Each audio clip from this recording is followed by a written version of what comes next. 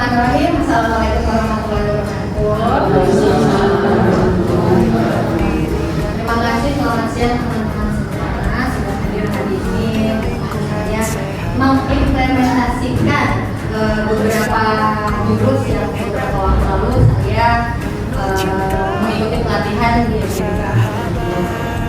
Sebelum kita mulai, saya mau refleksi sebentar, mau senang-senang dulu sama Bapak Ibu. Kita mau senang sedikit dengan lagu judulnya.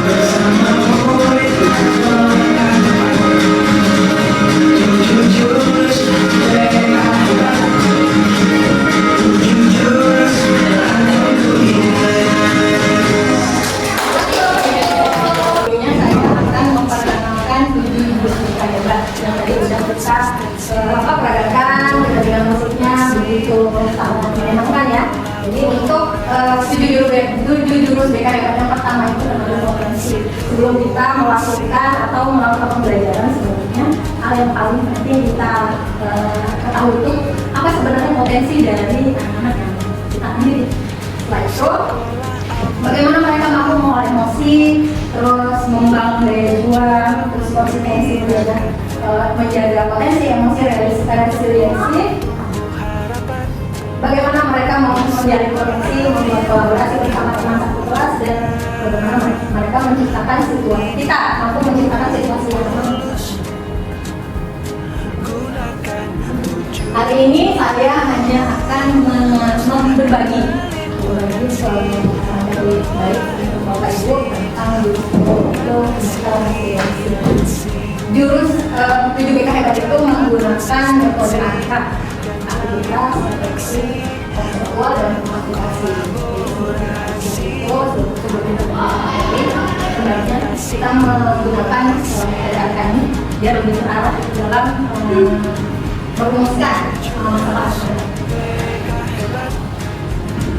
Sekarang kita ada di namanya jurus kayu pemikiran. Berikutnya saya akan membagikan KPD Bapak Ibu pengamatan ya, tentang bagaimana sikap teman ketika menghadapi masalah dan tantangan di sekolah. Nanti Bapak Ibu bisa isi bagaimana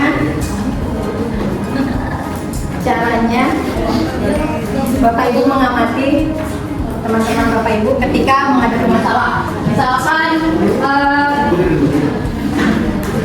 anak-anak bolos sekolah bagaimana caranya teman-teman Bapak Ibu menanggapi masalah tersebut.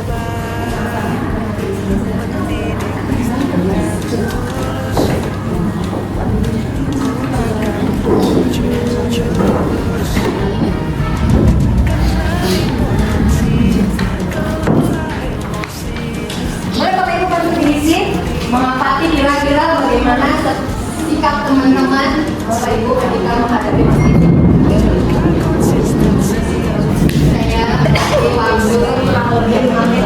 Kolaborasi dan menata situasi.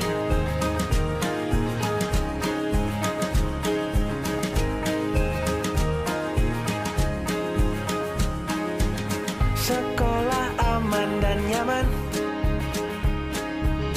dan juga menggembirakan, tempat bertumbuh harapan. Bersama ayo kita wujudkan. Sudah selesai Bapak Ibu, boleh berikan saya satu atau dua tanggapan bagaimana Bapak Ibu menyikapi teman ketika menghadapi masalah. Boleh Bu Nur, boleh dibantu bagaimana? Silakan dari aku semuanya. Boleh semuanya. Oke, terima kasih. Yang pertama, sikap saya adalah aktif.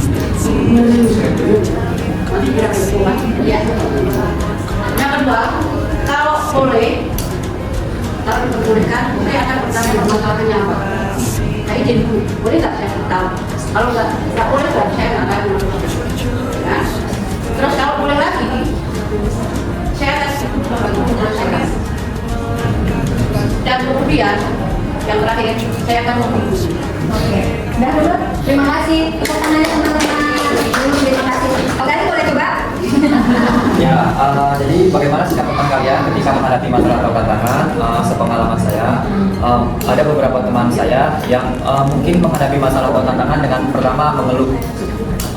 Juga pernah saya temui teman saya ketika menghadapi entah masalahnya kecil, sedang atau besar, itu bingung, mungkin bingung mau apa langkah pertamanya sebelum mencari solusinya atau melaksanakan solusinya gitu. Kemudian ada juga yang gelisah mungkin karena tekanan, karena kondisi atau kemampuan diri yang belum melampaui dari masalah gitu. Yang keempat, mungkin ada perasaan takut menghadapinya.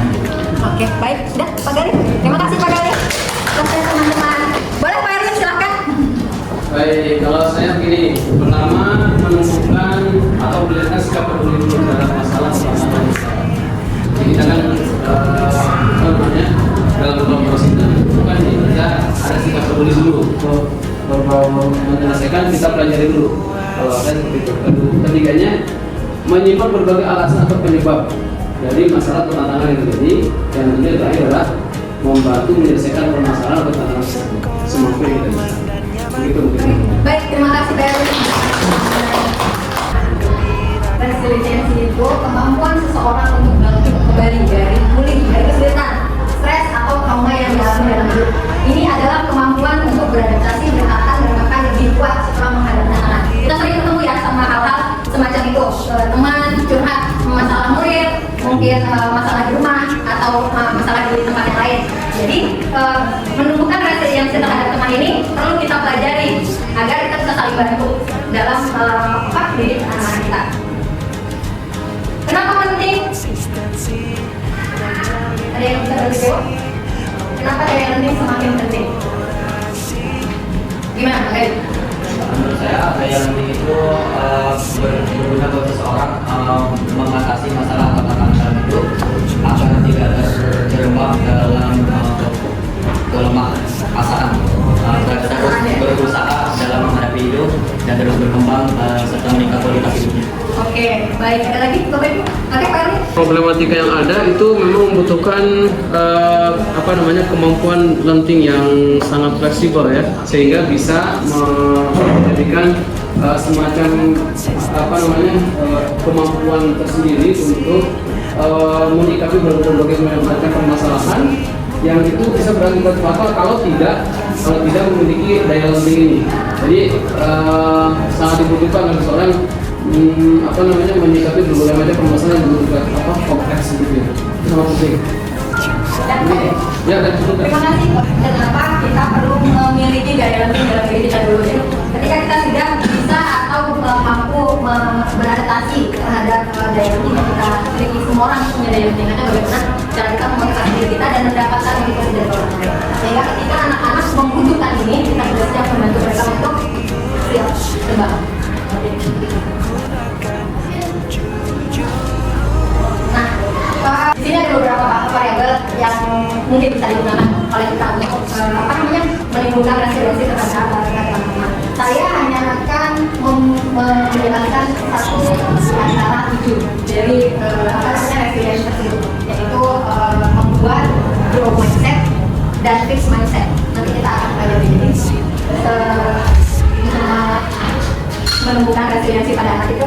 Nah, kita harus pelajari hari ini saya akan meminta Bapak Ibu, karena kita murid ya, jadi mereka harus cepat memiliki growth mindset dan bagaimana mereka tetap memiliki fixed mindset. Nah, kalimat yang sering kita lihat, yang sering ada di dalam pikiran kita itu fixed mindset atau growth mindset. Jadi biasanya yang sering kita dengarkan, saya bisa sukses jika punya bakat, gitu ya. Artinya kita tetap dengan pemikiran kita bahwa semua orang yang punya bakat pasti bisa sukses. Sedangkan kalau kita berpikir growth mindset, saya bisa sukses dengan berusaha. Jadi ketika kita berusaha terus-terusan, berarti kita bisa sukses. Terus nyerah aja, kita suka gitu ya, dengan anak-anak ya, kita juga. Jadi bagaimana kalau kita mengganti kalimat itu menjadi saya akan coba lagi. Jadi kalimat-kalimat fix yang sudah dimiliki kita atau anak-anak nantinya, maka bisa kita akan alihkan dari fixed mindset menjadi growth mindset, sehingga kebutuhan mereka terpenuhi di lingkungan sekolah dan di lingkungan masyarakat. Nah, apakah saya fixed mindset atau growth mindset? Ya, nanti aja Bapak Ibu, nanti boleh bantu raise your hand. Kira-kira ada di 1, 2, 3, 4, 5, 6, 7. Saya percaya bahwa kecerdasan dasar saya adalah sesuatu yang tidak dapat saya ubah terlalu banyak. Siapa yang berpikiran seperti itu? Nah, ketika saya menghadapi tantangan, saya biasanya menyerah karena saya merasa tidak cukup mampu. Karena juga kadang-kadang dalam posisi itu ya. Nah, ini siapa nih kira-kira? Saya percaya bahwa saya dapat meningkatkan kemampuan dan bakat saya jika saya berusaha dengan bekerja keras. Oke kan? Berarti ada nih kemunculan fixed mindset dan growth mindset gitu. Jadi sebelum kita bertumbuh, kadang-kala kita memang ada pada pikiran kita bahwa wah iya, gue gagal nih. Terus saya cenderung menghindari tantangan karena saya takut terlihat bodoh daripada tidak fixed. Saya melihat kegagalan sebagai kesempatan untuk belajar dan tumbuh, bukan sebagai titik ketidakmampuan saya. Usaha dan kerja keras adalah kunci untuk mencapai kesuksesan dan mengembangkan kemampuan saya. Bakat alami adalah faktor terpenting dalam mencapai kesuksesan. Oke ya Bapak Ibu ya, nanti akan ada kerjaan tangan lagi yang akan saya berikan.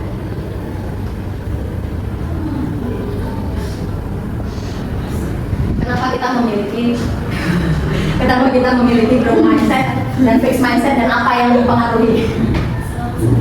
Karena di dalam otak kita itu ada sel neuroplastisitas yang terus tumbuh. Jadi itu yang membuat atau mendasari kita memiliki growth mindset.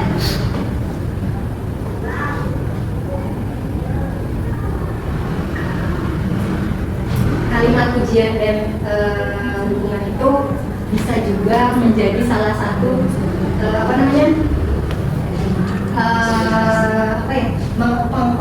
penghancur mental anak-anak. Kadang-kadang kita salah puji. Bagaimana kalau kita dipuji terus? Bagaimana kalau kita didukung? Jadi sebenarnya harus dipuji atau didukung? Didukung. Siapa yang setuju dengan dipuji? Kalau didukung? Oke. Berarti ketika anak-anak memiliki ketidakpastian pada dirinya gitu, mereka cenderung sebenarnya tidak perlu dipuji karena pujian itu menghancurkan mereka sendiri.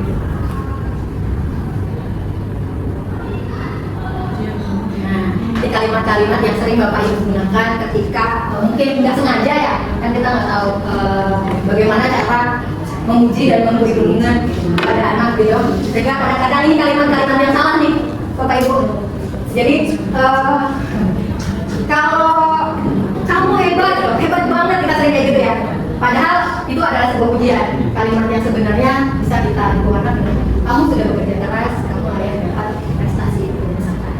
Jadi kalimat-kalimat perubahan ini yang kadang kita lupa atau kita belum pahami bahwa sebenarnya mungkin seartinya sama, tapi ketika dimaknai itu menjadi sesuatu yang berbeda. Sudah siap Bapak Ibu membantu murid menerima dan praktik dari kehidupan?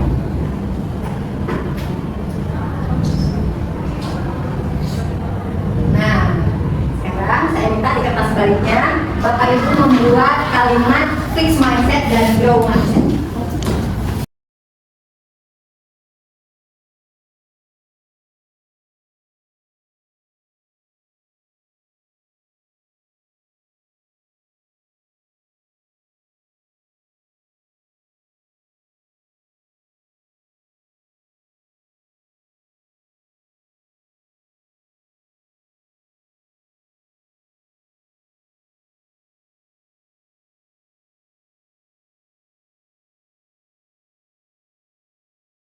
Saat mereka dalam situasi tersulit. Kalau tadi kan 2 kalimat grow mindset kan, sama sebenarnya. Tapi satu kalimat penegas, Bapak Ibu bagaimana caranya membantu anak-anak dalam menyelesaikan sebuah kesulitan.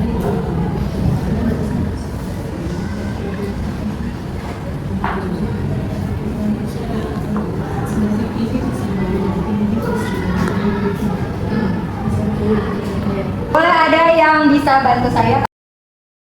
Ya, mungkin ini agak kombinasi dari ada pujiannya. Jadi bagus. Kamu sudah berusaha dengan baik. Saya belum tahu itu sudah tercapai atau belum. Yang kedua, semangat tingkatkan prestasi kamu. Oke, terima kasih Pak Gali. Kalau untuk kalimat satuannya nggak ada. Ada. Apa? Bapak percaya kamu bisa mengatasi ini. Oke, terima kasih Pak Gali. Ada yang mau coba lagi? Boleh. Oke, terima kasih untuk fix mindsetnya ya. Saya sudah berusaha, tapi saya selalu gagal terus menerus. Jadi buat apa saya berusaha? Itu fixnya ya. Yang dulunya, sesuatu hal itu tidak ada yang sulit kalau mudah atau kamu itu mau berusaha. Hubungannya, jika kamu menghadapi permasalahan atau kesulitan, janganlah kamu cepat menyerah. Tidak ada kegagalan itu akan melekat pada diri kita. Kalau kita mau. Oke, terima kasih Gubernur. Oke teman-teman, jadi gitu ya sedikit kesimpulan dari saya. Kita seringkali mendapati siswa tidak dalam kondisi grow mindset tapi fixed mindset. Jadi harapan saya hari ini ketika saya menjelaskan sedikit tentang learning atau resiliensi, kita sama-sama mampu membantu siswa dalam menumbuhkan grow mindset dalam diri masing-masing. Terima kasih teman-teman, selamat kita sudah selesai di jurus 3.